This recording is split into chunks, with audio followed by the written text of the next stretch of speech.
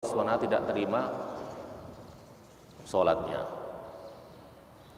Bahkan di dalam Al-Quran banyak sekali ayat-ayat yang menggandengkan antara sholat dengan zakat.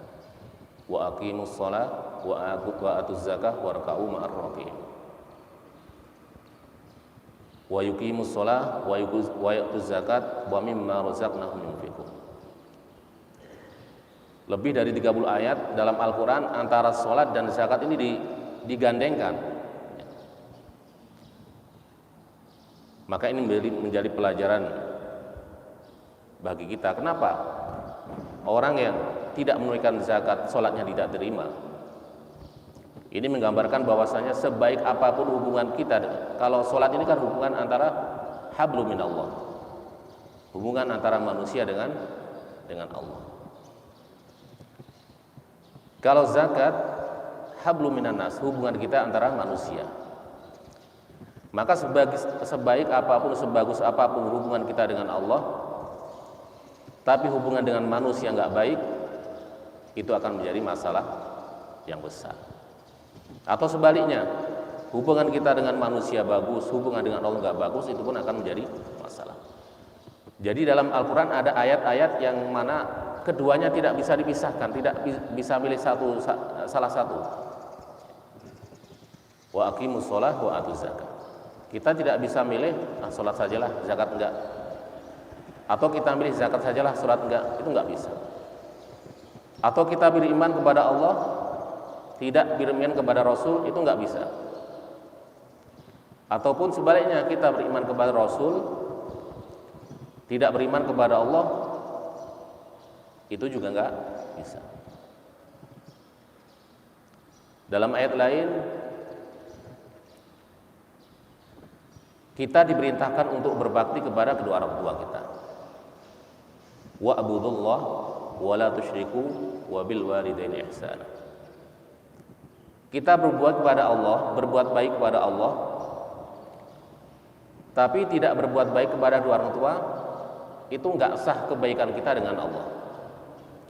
Atau sebaliknya, kita berbuat baik kepada kedua orang tua, tapi tidak patuh dengan Allah, itu juga nggak bisa.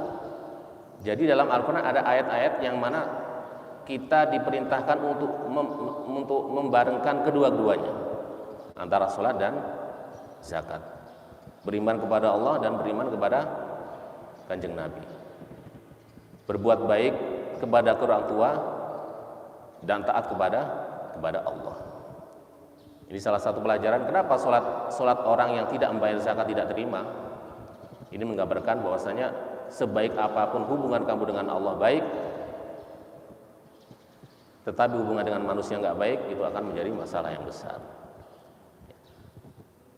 Makanya sampai Allah SWT mengancam wailul musyrikin alladzina la yu'tuna zakat. Celakalah orang-orang musyrik. Siapa orang-orang musyrik? Alladzina la yu'tuna zakat. Orang-orang yang tidak menunaikan daripada zakat. Fasammahumullah musyrikin. Sampai Allah menamai orang yang tidak membayar zakat ini sebagai orang-orang musyrik. Kemudian yang ketiga, wa rajulun ya'ummu qauman wa hum lahu karihun. Seseorang yang mengimami suatu kaum sementara kaum tersebut membencinya. Qala alaihi salatu wassalam, salasatun la tujawizu salatuhum adanahum al-abdul abik hatta yarji'an wa mar'atun batat wa zawjuha 'alaiha sakhitun wa imamun amma qauman wa hum lahu karihun. Yang ketiga, salat yang tidak diterima adalah seorang yang mengimami suatu kaum sementara kaum tersebut tidak menyukainya. Ini gambaran sebagai seorang pemimpin. Kalau jadi pemimpin, jadi leader, itu harus tahu kondisi makmumnya gimana. Kita berada di suatu masjid, misalkan masjid yang biasa dibuat transit, atau kita taruhlah kita sholat di bandara. Kita sholat di bandara. Tahu bandara ini kan tempat orang sibuk, banyak orang buru-buru, rata-rata orang di bandara semuanya orang sibuk semua. Kita ngimami sholat maghrib, sementara jadwal terbangnya tersisa 15 menit lagi atau 20 menit lagi. Kita ngimami makmum dengan bacaan yang panjang. Ini kan hal-hal yang tidak pas, bagus, sholat panjang itu bagus, tapi lihat kondisi makmum atau di belakang kita. Ini salah satu orang yang sholatnya tidak terima, orang yang mengimami suatu kaum sementara kaum atau makmumnya tidak menyukainya. Atau misalkan kita hidup di kampung, ngerasa kita paling kaya, ngerasa kita paling tua, tahu-tahu selono kita jadi imam. Sementara orang kampung itu tidak menyukai kita disebabkan berbagai alasan. Ini salah satu orang yang sholatnya tidak terima. Orang yang mengimami suatu kaum sementara kaum tersebut tidak menyukainya. Kalau misalkan makmumnya sudah merasa nggak nyaman, kita sebagai pemimpin tahu diri. Oh, ternyata makmum saya nggak suka, ya udah mundur. Ya. Makmum kita tahu kalau kita teruskan ini bakal rame. Kita sebagai pemimpin tahu diri, udahlah mundur saja daripada nanti menimbulkan kekacauan. Ini sholatnya nggak diterima. Yang ketiga. Kemudian yang keempat, warajulun mamlukun abid, ay syakhsu raqiqin dzakaran kana aw unsa haribun min sayyidihi. Kemudian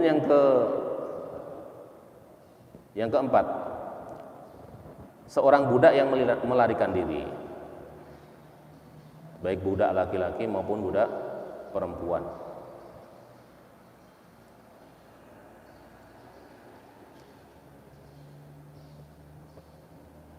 Masih yang ketiga, jadi di dalam keterangannya ada 3 golongan yang mana la tujawiz sholatuhum adzanahum.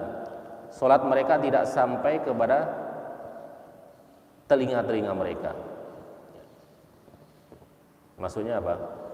Ada 3 golongan yang mana salat mereka tidak bisa sampai kepada telinga-telinga mereka. Jangankan sampai langit, melewati telinganya pun tidak. Siapa golongan mereka?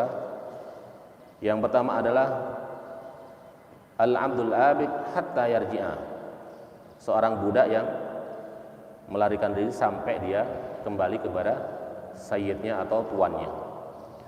Kemudian yang kedua, mar'atun batat wa zawjuha 'alaiha sakhitun, seorang perempuan atau seorang istri yang bermalam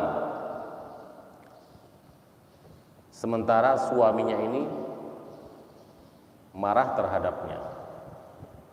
Seorang perempuan atau seorang istri tidur bermalam atau bermalam dalam keadaan suaminya ini marah. Udah capek-capek kerja di kantor, pulang malah dicuekin. Suaminya marah. Akhirnya suaminya tidur sendirian. Ini hati-hati. Istri seperti ini nih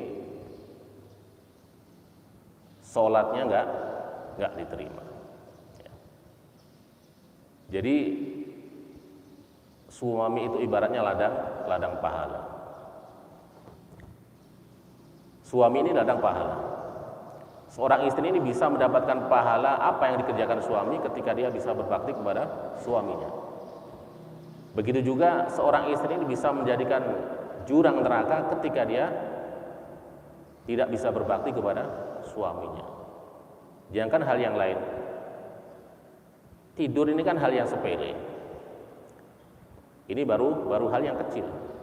Bermalam tidur dalam keadaan dimarahin suaminya, ini pun menimbulkan perkara yang besar. Sholatnya nggak diterima.